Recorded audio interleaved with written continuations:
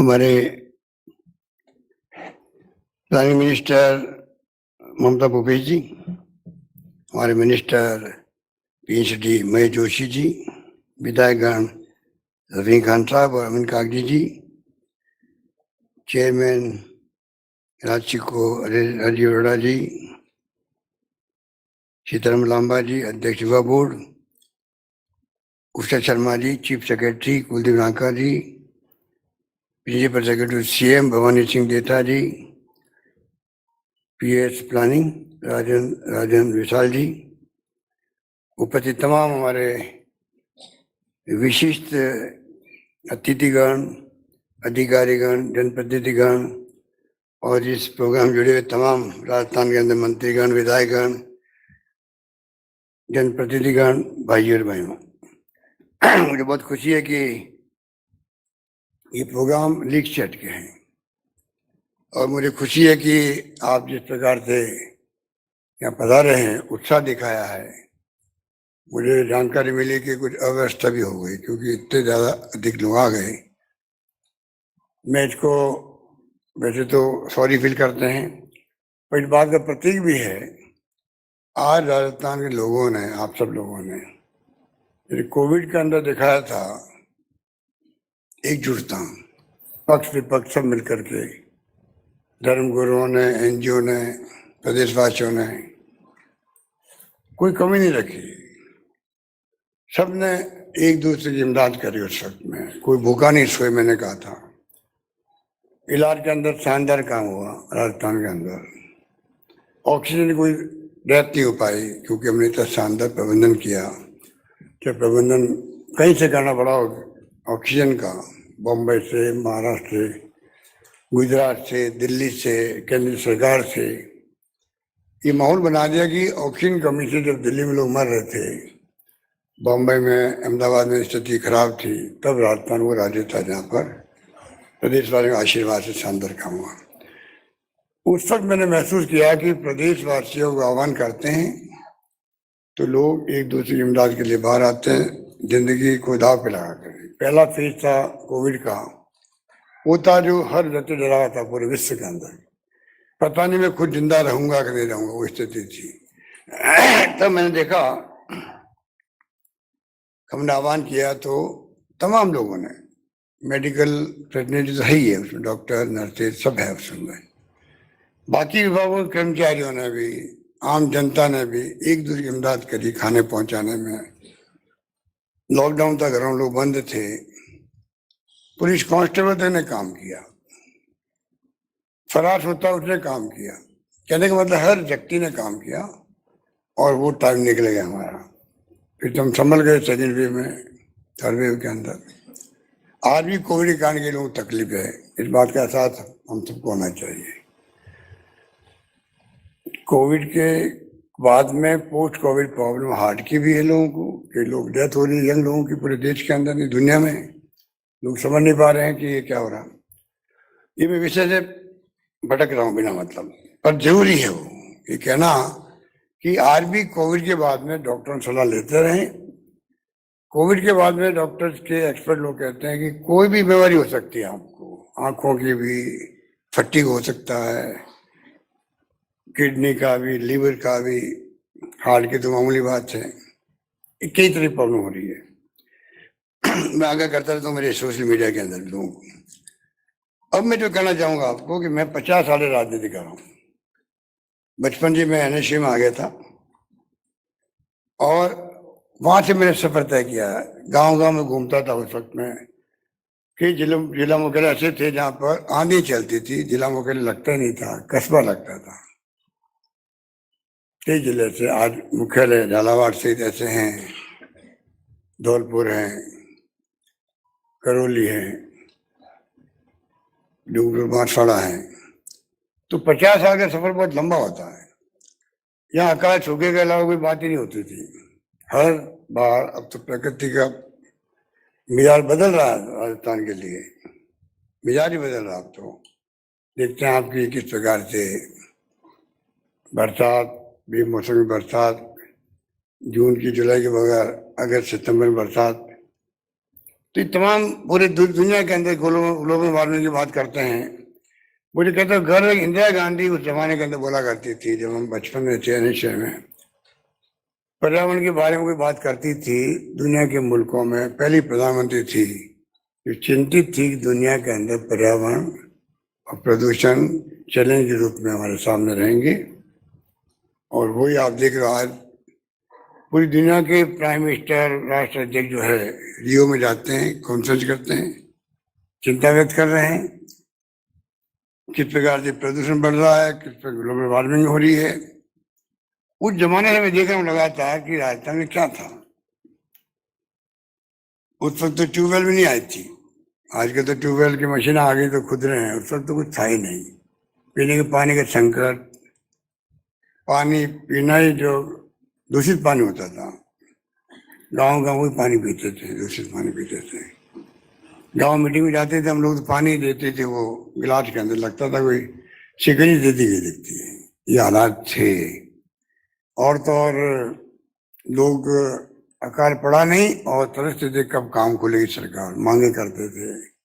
अकाल के काम खुलते थे, गायों के चारे का प्रबंधन कहाँ से होगा, पीने का पानी कहाँ से आएगा मानवों के लिए, पशुओं के लिए। वो हालात देखे राजस्थान भर के अंदर। पर लंबा सफर तय करते करते आज हम यहाँ पहुंचे हैं। आप देख लीजिए कि जिस मुल्क में सुई नहीं बनती थी आज़ादी के वक्त में, आज क्या नहीं हो रहा है।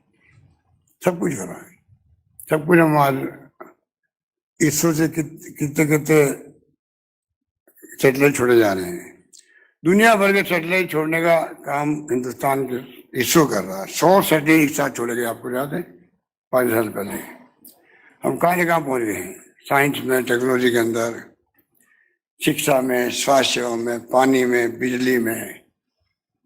सोलर आ गया, विंड आ गया, उसमें हम लोग सिरमौर है देश के अंदर, विंड के अंदर भी और सोलर के अंदर भी। सीएच ने भी बताया आपको, अधिकांश पैरामीटर हमारे पक्ष के अंदर है। और आर्थिक रूप के भी हम लोग नंबर 2 है देश के अंदर, आंध्र प्रदेश नंबर 1 और दूसरा राजस्थान है इस स्थिति के अंदर, राजस्थान देश के अंदर। ये बात मैं इसलिए कह रहा हूं कि मिशन 2030 का आइडिया क्यों आया। आइडिया इसलिए आया कि आज हम ऐसी स्थिति में आ गए हैं जहां हम बहुत आगे बढ़े हैं। माइंस एंड मिनरल्स के खनिज भंडार की संपदा यहाँ इतना भंडार भरे पड़े हैं कि उनका दोहन नहीं कर पा रहे हम लोग। पोटाश ऐसी चीज है, पोटाश जो हिंदुस्तान में कहीं नहीं है, सिर्फ राजस्थान के हनुमानगढ़ में, बीकानेर के अंदर है, पर उसकी डीलिंग नहीं हो पा रही क्योंकि अरबों खरबों रुपए खर्च होते हैं। तेल निकल गया आपके बाड़मेर के अंदर, 20% तेल देश का उत्पादन है सिर्फ बाड़मेर जैसलमेर में होता है। रिफाइन लग रही है राजस्थान के अंदर, रिफाइन लग रही है और पेट्रोकेमिकल कॉम्प्लेक्स साथ में अंदर है, जो हजारों तरह की कहीं लगेगी प्लास्टिक आधारित। तो तमाम स्थितियां ऐसी बनती जा रही है। अब गैस निकलने की संभावना बढ़ती जा रही है संसद के अंदर के जगह पर। तो कहने का मतलब आज हम हर क्षेत्र में, शिक्षा के क्षेत्र में, तमाम प्रीमियर इंस्टीट्यूशंस जो आजादी वक्त बनाई थी पंडित नेहरू ने, IIT, IIM, अब ट्रिपल IIT भी आ गई, सारी संस्थाएं आज राजस्थान के अंदर, IIT, IIM, triple IIT, AIIMS, law universities, Ayurveda universities, Sanskrit universities, क्या नहीं राजस्थान के अंदर शिक्षा के क्षेत्र में। और स्कूलों की संख्या बताई आपको, कॉलेज की बताई, हकीकत है। ये तो सब आंकड़े बोलते, मैं आपको दूंगा, मैं आज डालूंगा शाम को, या तो फेसबुक पे डालूंगा या सोशल मीडिया पे, आप देखेंगे कितना तुलना है पिछले 5 साल में, इस 5 साल के अंदर। ऐसा नहीं बोला था मैं कि लोग आज भी चलाते हैं सोशल मीडिया के अंदर, रात और दिन का फर्क पड़ गया। तो शिक्षा में भी आगे बढ़ गए हैं। हेल्थ के अंदर आज देश में एकमात्र राजस्थान राज्य है जहां पर राइट टू हेल्थ एक्ट बना दिया। 4 एक्ट बनाए थे डॉक्टर मनमोहन सिंह जी, सोनिया गांधी जी ने। वो क्रांतिकारी काम था, लोग समझ नहीं पाते हैं। आजादी के बाद में अधिकार आधारित युग की शुरुआत करी। वैसे तो आप प्रशासनिक आदेश निकालते रहो, वो लागू हो या नहीं कोई परवाह नहीं करता। अब कानून बना पार्लियामेंट के अंदर, RTI, ये निकले बैठे होंगे कहीं पर, अरुणा राय जी ने आइडिया था यहाँ, सबसे पहले राजस्थान ने शुरू किया इसको, RTI को। आरटीआई हमने बनाया, आरटीई बनाया, फूड सिक्योरिटी एक्ट बनाया, और नरेगा जिसके लिए कई नेता ने बोला था कि तो कांग्रेस के स्मारक के रूप में रहेगा। आज मैं राजनीति हट के बात करना चाहता हूँ, इसलिए मैं नाम नहीं ले रहा हूँ किसी का। समझ गए आप लोग? समझ गए ना? मैं चाहता हूँ कि आज ये मिशन 2030 ये सबके लिए है, राजस्थान वासियों के लिए है।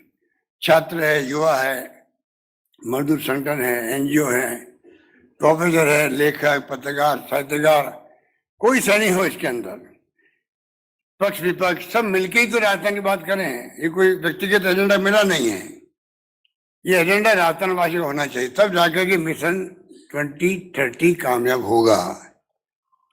ना मुझे भ्रम है, ना किसी को भ्रम होना चाहिए कि खाली विचार पकड़ करने सब कुछ हो जाएगा। प्रत्येक प्रदेशवासी, हम चाहते 1 करोड़ लोगों तक पहुंचे, 1 करोड़ लोगों तक पहुंचे, हमारी टीम में पहुंचे, उनकी सलाह करें हम लोग। गतिविधियां बताई गई भी आपको पूर्व में। स्कूल कॉलेज के अंदर ऐसे कंपटीशन हो रहे बच्चों के, डिबेट कंपटीशन हो रहा है बच्चों के, सब इन्वॉल्व हो इसके अंदर। हमारा सपना क्या है इसके अंदर, ये सपना देखना जरूरी है। आज राजस्थान पूरी स्थिति में आ गया है, जैसे मैंने कहा शिक्षा में, स्वास्थ्य सेवा में right to health act pass करना बहुत बड़ी बात थी। अब एक्ट बन के अधिकार मिल गया। वैसे 25 लाख का बीमा बहुत बड़ी बात है, हिंदुस्तान में कहीं नहीं है। आयुष्मान भारत 5 लाख का बीमा है, वो भी खाली एक श्रेणी के लिए जो एसएससी का एक सर्वे हुआ था यूपी गवर्नमेंट में, उन तक सीमित है वो। हमने पूरे प्रदेशवासियों के लिए, चाहे अमीर हो गरीब हो कोई भी हो, 25 लाख बीमा सबके लिए, वो सबके लिए वो। महंगाई शिविर में भी हमने 100 यूनिट बिजली फ्री करी है, तो सबके लिए करी है। किसानों को दिया 2000 यूनिट, सबके लिए दिया है, कोई भेदभाव नहीं किया। ऐसे कई स्कीम मैंने बनाई है। तो आज जो मैं कहना चाह रहा था आपको, हेल्थ के अंदर हम लोगों ने जो कोरोना के अंदर भी काम किया, आदिवासी के वाइस चैंसलर बैठे होंगे, डॉक्टर भंडारी, सुधीर भंडारी, क्या माहौल बना था। 500 वीडियो कॉन्फ्रेंसिंग मैंने कही उस वक्त में, उसमें 350 सिर्फ कोरोना को लेकर के थी। 200 एमएलए विधानसभा में, 200 में मैंने बात करी, 22 घंटे तक बात करी, इतना सामने मैनेजमेंट किया। तो आज हम लोग इस स्थिति में है, जो मेरे पूरे बताया गया आपको, आईपीडी टावर बन रहा है, हर जिले में मेडिकल कॉलेज बन रही है, आरयूएचएस है ये जोधपुर में, मारवाड़ मेडिकल इंस्टीट्यूट बन रही है। हर क्षेत्र में आयुर्वेद हो, चाहे यूनानी हो, चाहे होम्योपैथी हो, किसी को छोड़ नहीं रहे हम लोग। सब जगह हम लोगों ने हर क्षेत्र में दखल करने का प्रयास किया, किस प्रकार हम आगे बढ़े। इसलिए मैंने कहा शिक्षा में ये स्थिति है, स्वास्थ्य सेवा में स्थिति है, ये हम टॉप पर आज है। अगर कोई विश्वास करे तो हमारे भी डॉक्टरों की क्षमता में कोई कमी नहीं है। मैंने मेरा ऑपरेशन या स्टेंट लगवाया तो एसएमएस में लगवाया, और कहीं नहीं गया था। इतने शानदार डॉक्टर यहाँ पे भी है। तो कहने का मतलब ये कि जो स्थिति बन गई है शिक्षा में, स्वास्थ्य में, सड़कों के अंदर आज अभी 5 साल में 1,40,000 किलोमीटर सड़कें बना रहे हैं। राजस्थान आज देश के अंदर, पहले गुजरात आगे बढ़ रहा था, हमें लोगों को इच्छा होती थी गुजरात जाओ नींद खुल जाए कार में, समझ लो राजस्थान आगे स्थिति थी।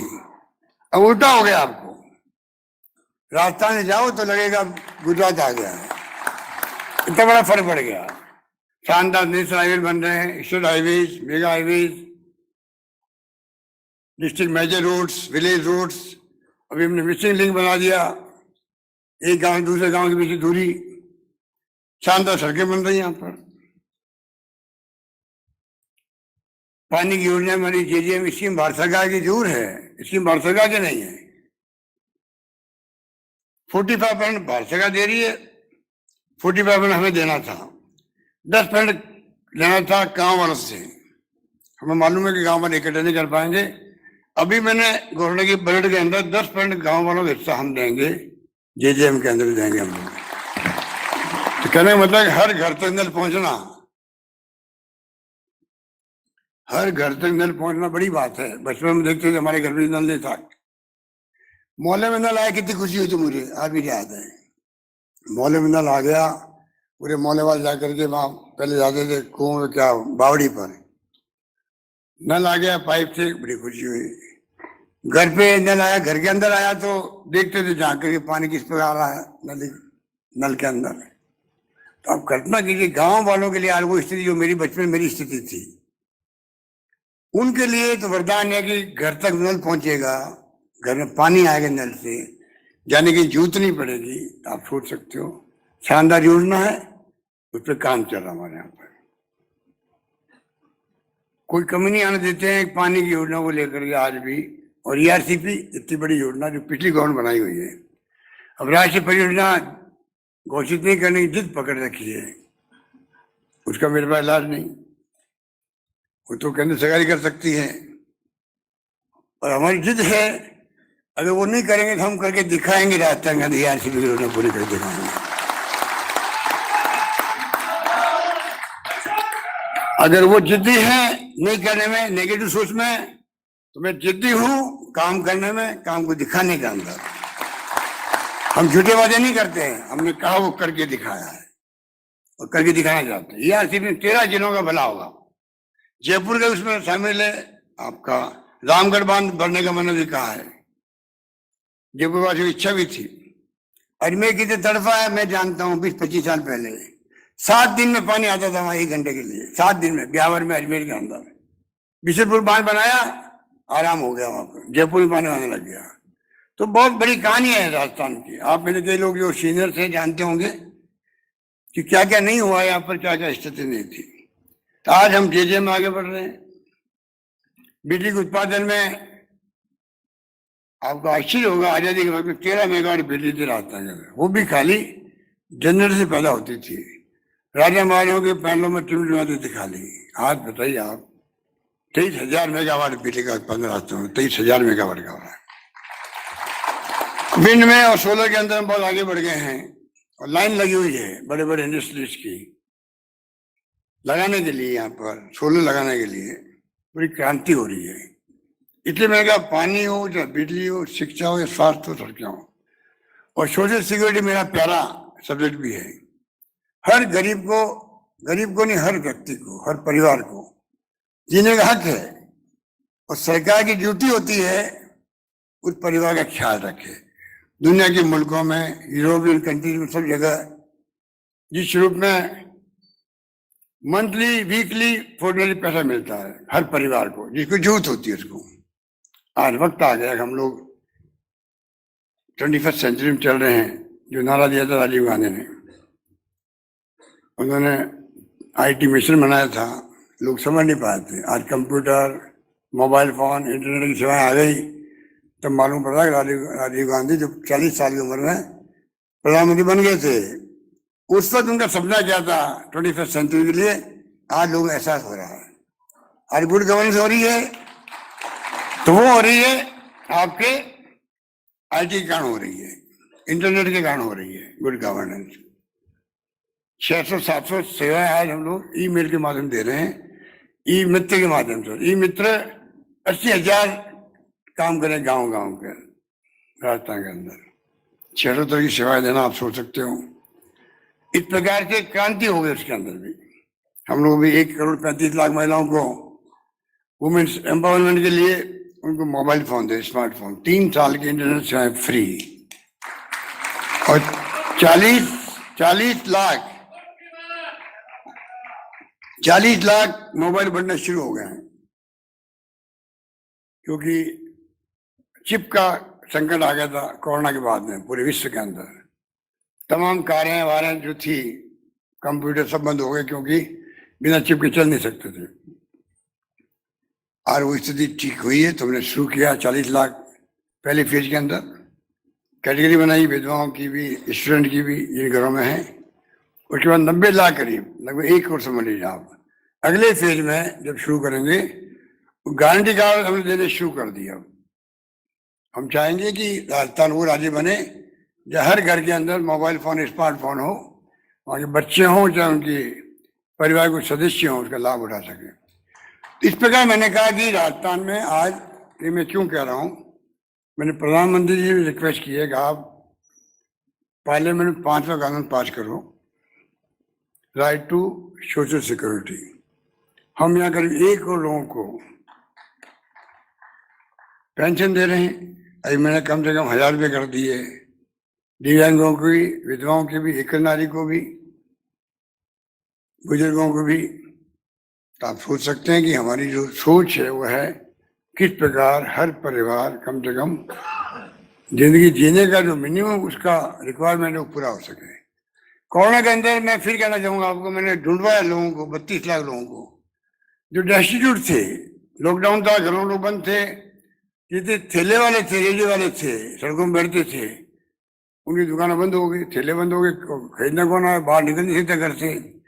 तब मैंने उन सबको, जो ऐसे लोग थे उनका सर्वे करवाया, डेस्टिट्यूट थे उनको सर्वे करवाया, रात को रेनोवेशन सोने वाले को उनको ढूंढा, हर व्यक्ति ढूंढ के 32-33 लाख लोगों को मैंने 5 बार में 5,500 रुपये भेजे उनके घरों में, डीबीटी करिए, कम से कम वो अपने घर का खर्चा चला सके। इस प्रकार से हम लोगों ने उस पर ध्यान रखा था।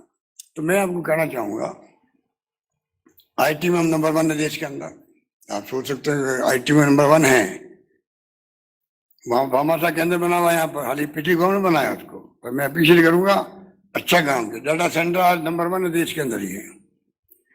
तो हर क्षेत्र में हम लोग आगे बढ़ते जा रहे हैं। लंबी लिस्ट है हमारे पास में, किन किन क्षेत्र में राजस्थान नंबर 1 है देश के अंदर। हमें गर्व होना चाहिए राजस्थान वासियों को। आज हम ऐसी स्थिति में आए हैं जब हम लोग जो हैं, आप सबके सहयोग से, आप सबको बुलाया गया, कैटेगरी बना के बुलाया गया आज आपको, और आप सब बहुत पधारे हो। मैं समझता हूँ कि मैं आपका शुक्रिया अदा करता हूँ कि आप लोगों में जज्बा है और ये भावना भी है कि हम कैसे कंट्रीब्यूट करें हमारी फ्यूचर आने वाली जनरेशन के लिए। जो हमारा कर्तव्य भी है, आने वाली पीढ़ी को सौंप के जाए राजस्थान वो जो विकसित राज्य हो, या पर कैपिटा इनकम अच्छी हो, हैप्पीनेस इंडेक्स अच्छा हो, रोजगार मिले, इन्वेस्टर जो है दुनिया से कहीं आए देश के अंदर, वो इच्छा रहे कि मैं राजस्थान जाके इंडस्ट्री लगाऊं, वहाँ पर इन्वेस्टमेंट करूं, ये भावना पैदा होनी चाहिए। हो सकती है यहाँ पर, यहाँ का बहुत अच्छा है, लेबर अनरेस्ट भी नहीं है, स्कीम हमारी अच्छी है, योजना हमारी अच्छी ऑफर की हुई है इंडस्ट्रीज को इसके माध्यम से। तो सब कुछ राजस्थान में हमने जो कर रखा है, निर्णय कर रखे, उसका अपना बहुत बड़ा असर है राजस्थान के अंदर, ये मैं आपको कह सकता हूँ। इस रूप में मैंने कहा आपको, जब सब कुछ हमारे पास में है तो क्यों नहीं हम सपना देखें 30 तक का, 20 तक जाते आते हम लोग और क्या क्या कर विभागों के अंदर करें। हर विभाग का अपना महत्व होता है, चाहे वो एनिमल हस्बेंड भी क्यों नहीं हो, जिनके लिए हमने अभी गाय मर गई थी लंपी रोग से। एकमात्र राजस्थान राज्य है प्रति पशुपालक को प्रति गाय 40,000 रुपये दिए गए, डीबीटी करके दिए गए। सुप्रीम कोर्ट कह रहा है देना चाहिए सरकारों को। कितने सरकारों ने उसकी परवाह करी देश के अंदर। हमने सुप्रीम कोर्ट के कहने के पहले ही मैंने बजट में प्रावधान कर दिया, प्रति गाय 40,000 रुपये हम देंगे, और आगे जो है गायों के लिए, भैंसों के लिए दूध पालक है, उन सब के लिए 2 पशुपालक, 2 पशुओं का प्रति परिवार हम कामधेनु बीमा कर रहे हैं, 40,000 का कर रहे हैं, जल्दी लागू हो जाएगा। तो अगर हम हर विभाग की सोचे हैं तो बहुत बड़ा और बनता हमारे सामने, पर्यावरण का भी हो, प्रदूषण का भी हो, पॉल्यूशन की स्थिति क्या आप जानते हो। तो कहने का मतलब ये कि राजस्थान की आम आवाम में के अंदर जज्बा होना चाहिए, उसके लिए आपको तकलीफ दी गई। अब 2 महीने ही प्रोग्राम चलेगा हमारा, हर जगह छात्रों में, युवाओं में, किसानों में, मजदूर संगठनों के अंदर, इंटेलेक्चुअल के अंदर, मैंने कहा आपको हर क्षेत्र के लोग आगे आए, अपनी बात कहें। माध्यम हम आपको देंगे, किस किस माध्यम से आप डायलॉग कर सकते हैं बताया जाएगा आपको, भी बताया ही गया कुछ, तो आपको आगे वो बताया जाएगा, जिससे कि आप आने वाले वक्त में, इंडस्ट्री का मामला है। अब हम हर उपखंड के अंदर, आप कल्पना कीजिए, हर उपखंड के अंदर हर उपखंड के अंदर हम लोगों ने रीको का इंडस्ट्री एरिया बनाना शुरू कर दिए हैं। हर उपखंड के अंदर मेरे 50,000 जगह बन गए होंगे, बनने लगे हैं। एनाउंसमेंट मैंने कर दिया बजट के अंदर। अभी मुझे बता रहे टाइम्स ऑफ इंडिया के सर्वे में जिन आधार कार्ड को भारत में नंबर 1 माना गया है, गोल्ड अवार्ड दिया गया राजस्थान को। तो कहने का मतलब कि हर क्षेत्र में जो है जिस प्रकार से हमने तय किए, फैसले किए हैं, उसका लाभ आपके सामने है। इसलिए मैं कहना चाहूंगा कि जब प्रगति हम 4 गुना कर चुके हैं अभी इस 5 साल में, अगली बार हम क्यों नहीं 10 गुना की कल्पना करके चले राजस्थान को प्रगति के पथ पर ले जाते। इसलिए मैं आपको आह्वान करूंगा कि हर क्षेत्र में मैंने टच किया है। जब मैं 35 साल पहले मंत्री था इंदिरा गांधी जी के साथ में और राजीव गांधी के साथ में, पर्यटन का और नागरिक उड्डयन का मंत्री था मैं, तब मेरा सपना था कि टूरिज्म को इंडस्ट्री का दर्जा मिले। आज 35 साल 37 साल हो गए इस बात को, अब मेरे हाथ से लिखा था, अब मैंने दिया अभी टूरिज्म को इंडस्ट्री का दर्जा दे दिया, राजस्थान का दे दिया है। यहाँ बैठे होंगे होटलिस्ट बैठे होंगे, ट्रेवल एजेंट, टूर ऑपरेटर बैठे होंगे, सबको मालूम है कि उसका असर क्या पड़ा। एक एक होटल जो है, बड़ी होटलें 2-2-2.5 लाख रुपए प्रति माह की इनकम उनको होने लग गई, एक्स्ट्रा बचत होने लग गई है। इतना बड़ा फैसला हुआ है, इंडस्ट्री का दर्जा देने का मायने होते हैं। अब मैं चाहता हूँ आज 10 रुपये कमाता यहाँ कोई नागरिक या टूरिस्ट से, वो 100 रुपये क्यों नहीं कमाए? क्योंकि हमने पहली बार आजादी के बाद में मैंने पहले 1000 करोड़ थे, इस बार मैंने 1500 करोड़ रुपये रख दिए टूरिज्म डिपार्टमेंट के लिए, आरटीसी के लिए रख दिए हैं। हम जम खुद भी दे रहे हैं। तो किस प्रकार से टूरिज्म यहाँ आगे बढ़े, ये हमारी सोच है, उस रूप में हम आगे बढ़ना चाहते हैं। इसलिए मैंने कहा कि सपना देखना सबका कर्तव्य है। डॉक्टर APJ अब्दुल कलाम ने भी कहा था, सपना देखना सीखो, बच्चों को कहा था। कोई बात लागू होती है हम सब पर, कैसे हम लोग आने वाले वक्त में जो बच्चे स्टार्टअप करते हैं, बड़ा काम है, दिमाग का काम है, उनको सरकार प्रोत्साहन दे। इस प्रकार प्रोग्राम बना के हम चलेंगे अगर, तो कोई आश्चर्य की बात नहीं, आने वाले वक्त के अंदर 30 मिशन बनाया है, विजन डॉक्यूमेंट निकलेगा, चाहे वो प्रवासी राजस्थान के हों या प्रवासी बाहर हों, राजस्थान के लोग हों या प्रवासी राजस्थानी हों, उन सबको इन्वॉल्व करना चाहेंगे। कहने वाले राजस्थान के प्रत्येक नागरिक, प्रत्येक वर्ग का नागरिक अपने आप को इसमें सम्मिलित करे, तब जाकर के जो प्रोग्राम आज रखा है उसके अपने मायने हैं और हम लोग आगे बढ़ पाएंगे और पूरा कुछ कर पाएंगे। इसलिए मैं आपको ये आह्वान करना चाहूंगा कि आप लोग सब जो है किस प्रकार से अपने सुझाव देने के लिए तत्पर रहें और मिशन 2030 का विजन डॉक्यूमेंट तैयार करने में आपकी भूमिका हो, ये मुझे विशेष रूप से आप कहना था। और मैं उम्मीद करता हूं कि मेरी भावना आप समझ गए होंगे। इसी रूप में हम चाहेंगे, हम सब मिलकर के सबको इन्वॉल्वमेंट करेंगे।